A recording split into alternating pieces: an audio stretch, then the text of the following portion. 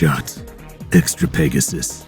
You looking for something there, buddy? Like another movie? I'm looking for a reviewer. Yeah, we got plenty of lows around here. To talk about Discord. It's a tall order, talking about a fan favorite character. Gotta be passionate about him. You don't know what you're getting yourself into. Neither did this here fandom. Get a man like John Delancey voicing a character, putting bronies on the map. Gone from just another job to one of the fandom's biggest supporters. Character ain't the same neither. Not since Keep Calm and Flutter On. Oh, hey, she's right. Time was, we thought Discord was like a god. Starting to wonder if we were putting him on too high a pedestal. That's why I need another viewpoint. Some brony or Pegasister who wants to talk straight about this fella. If you just turn around... Oh, she might not like what I've got to say. A lot of strong feelings on this episode. Gotta be ready to enter the storm. Do you not realize who's behind you? Oh, totally. I'm just trying to get a rise out of her. Are you crazy? Sources point to yes. Let's do this, bird guy.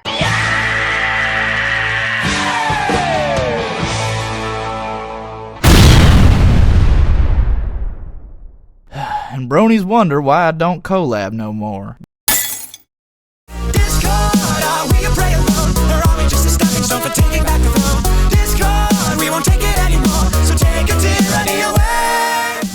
So, reforming Discord in one episode. The dude gets a two-parter introduction, but only 20 or so minutes to turn things around. I admit, I wish we did have more time to flesh the idea out. But given that we were in Season 3, the season where everything was, well, a tad rushed, I can see where the show staff is coming from. They wanted to use Discord more than, that one time, but needed a way to do it. Of course, we could have waited for Season 4, but then we couldn't have Discord as an indirect antagonist in the season's premiere. It was a tough call. And before we go any further, this is my favorite episode, you better tread lightly, mister. I know people. We begin with our main heroines, Sons Fluttershy and Applejack, awaiting the arrival of Princess Celestia, which, as we all know, has only led to joy in the past.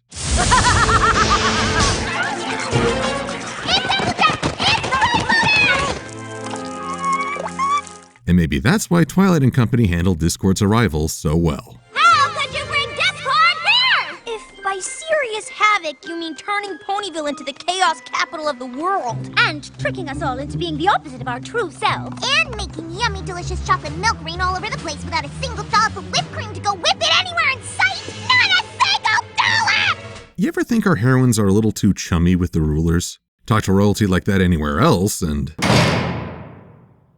Maybe the chumminess is foreshadowing to Twilight's future alicornness state thing. It comes to a point where Celestia and Twilight are equals in a sense, right? Perhaps Celestia is trying to let her borders come down a little bit for the sake of Twilight and her confidence that she'll advance to her princesshood. Possibly, though I still boggle that Celestia drops off Discord and the Elements of Harmony, then departs for a royal summit. If Twilight and Celestia are meant to be equals, I would have loved to see her tackle this challenge alongside Twilight. Wonder what's so special about this summit.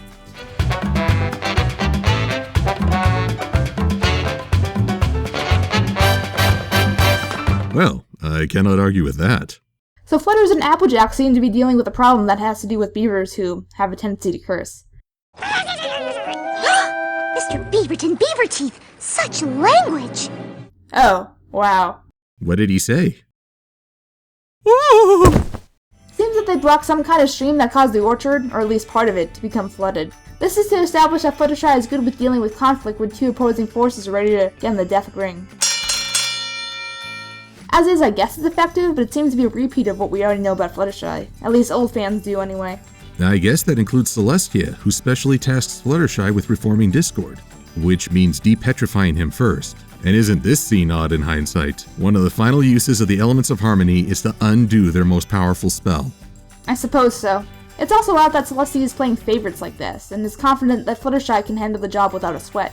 Like I've said in the past, I get the feeling that she knows something about Discord's tendencies that she's not sharing. I mean, why else would she feel so safe with the idea? Besides the convenience of the plot. Damn you, plot! And the plot likewise demands that things go south almost immediately, as Discord isn't limber for more than half a second before he's changing his surroundings. Some fans have wondered why he didn't just teleport away. After all, the elements apparently need line of sight to work. I think it would have helped if Twilight had stated something like they could bring him out of stone, yet limit his power. I agree. As far as escaping, I always figured it was because he knew that if he got away, the main six would eventually catch up with him. I think he wanted a more permanent way to make sure he was free for good. Though I do wonder about the old boy's survival instincts as he teases the main six while they still have the elements, which conveniently can't be stolen now thanks to Celestia's magic. And that brings me to a question that's been growing in my mind over Season 4. How powerful is Discord, really? What do you mean? Well, he's definitely strong, able to change both personalities and reality with a snap of his fingers. Or tail.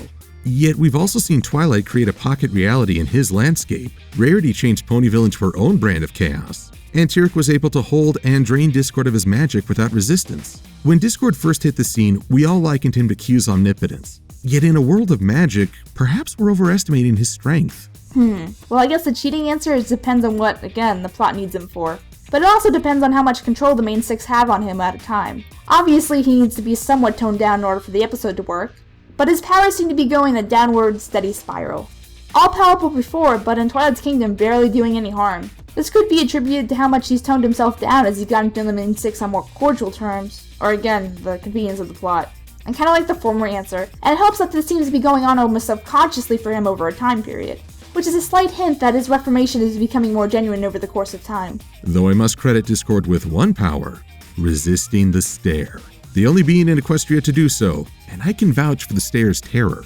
I got a little hungry one day and, well...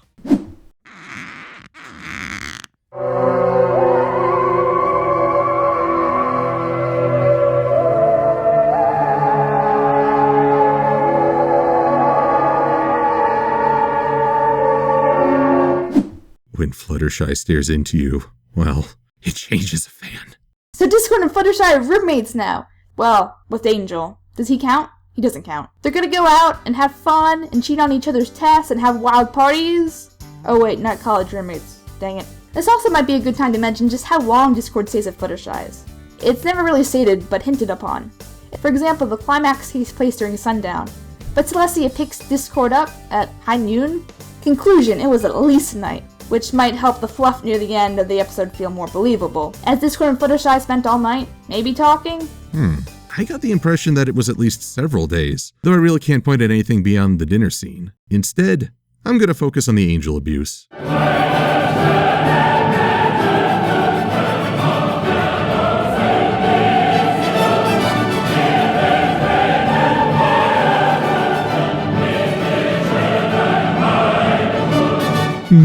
It's the little things in life. I'm still waiting for the spin-off series with Discord vs. Angel. We get a cool fan-made animation, but come on, can you imagine? As fun as it is to see Discord up to his antics, this is also a celebration moment for Fluttershy fans. She's not going over the top screaming or driving others to tears. This is a story where she demonstrates healthy assertion. But Fluttershy's new appeal comes at a price. Her friend's counter plan. I really want to have a reforming spell up and running pronto. That still creeps me out to this day. Why? It's just a reforming spell. Oh, I could rant about this for a good while, but it's easier to show. Using my latest invention, the Modulator 3000! Patent pending. Oh, what on earth does it do, Mr. Quill? Allow me to demonstrate. Fluttercord is totally the best ship. Hey. And again. The best episode is totally Spike at your service, man. Stop brainwashing me. No, I'm reforming you. Viva doublespeak. John Delancey's a so-so actor. Oh, you'll be on the menu for Thanksgiving now, mo.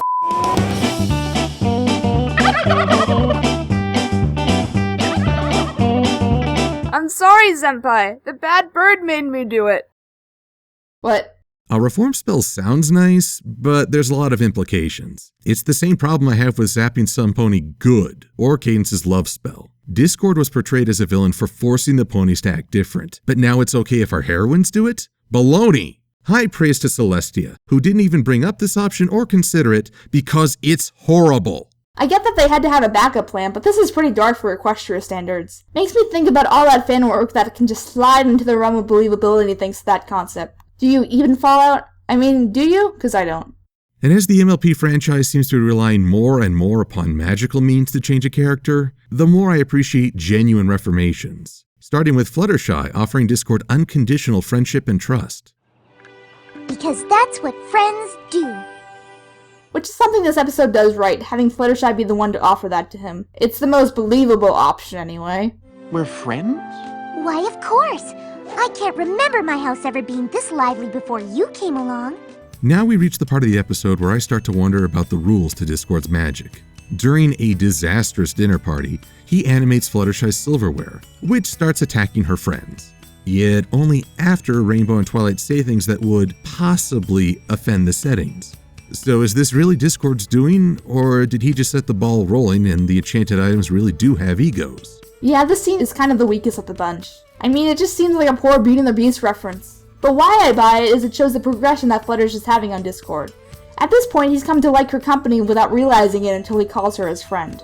Well, I've never really had a friend before. Well, now you do. It shows a small build-up in their relationship that I think most can buy if they think about it. As far as magic, it's hard to say. I mean, if this scene is any indicator, he might be trying to test his limits and keep the gang distracted. But if it wasn't worth it for this, I don't know what it is.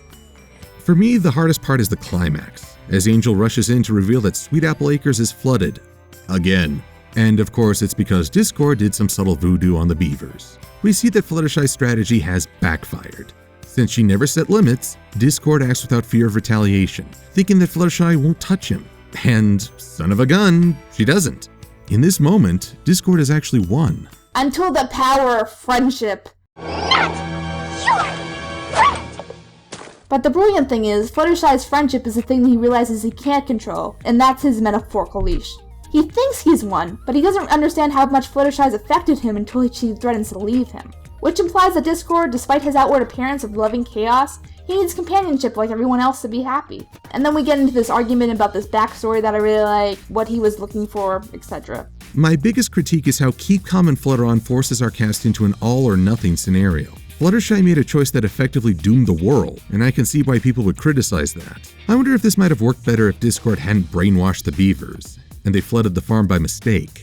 It'd be tempting and easy to blame Discord, so Fluttershy would have to make a choice about a character who's not yet trustworthy. But, alas, that 20-minute timer's a tickin'. So Celestia returns to meet the quasi-reformed Discord, and we have a line that's meant to set all the fans to squee. Friendship is magic. He said it! He said it! On a closing note, what's with Celestia's face? Like, does she know something's going on? Oh, she knows that by leaving the elements of Twilight, she has just set the stage for 9 months of fan rage. Or shipping? No. And that's Keep Calm and Flutter On.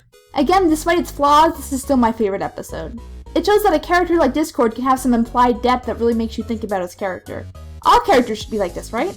Not some one-dimensional beings, but ones that would make you question their past, their motivations, their current self. 10 out of 10 would watch. Plus, this episode made me take the next steps to become more active in the fandom. And here I am today. Whether that's a good or bad thing remains to be seen. While not my personal favorite, it is an episode I've come to appreciate more with time, especially as Discord's reformation has taken place over phases, with some regression.